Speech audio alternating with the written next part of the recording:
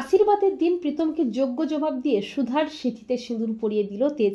হ্যাঁ বন্ধুরা, আমরা এমনটাই দেখতে পাবো শুভ বিবাহ ধারাবাহিকের আগামী পর্বগুলোতে।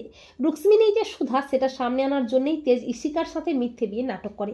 আর ইশিকা আচার্যি বাড়িতে এসে সুধাকে বলে তেজ আমাকে সত্যি সত্যি ভালোবাসে আর আমিও তেজকে ভালোবাসি, কিন্তু আপনাকে সুধা মনে করে ওর মনের মধ্যে একটা দ্বন্দ্ব তৈরি হয়েছে। তাই আপনি যদি প্রীতমবাবুর সাথে আশীর্বাদটা সেরে নিতেন তাহলে আমরা নতুনভাবে সবটা শুরু করতে পারতাম।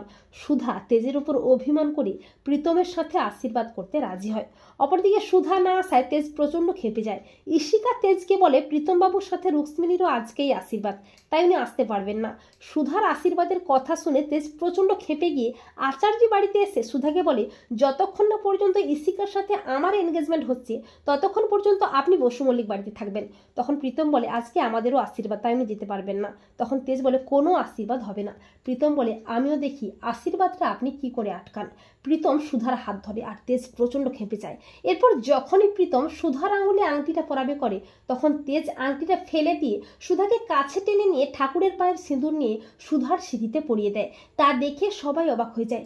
তেজ বলে সুধা শুধুমাত্র আমার সুধাকে আমার থেকে কেউ যদি কেড়ে নিতে চায় তাকে আমি শেষ করে ফেলবো।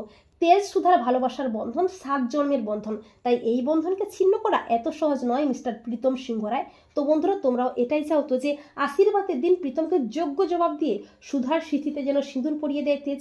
কমেন্ট করে জানাতে ভুলো না যেন তোমাদের মতামতটি।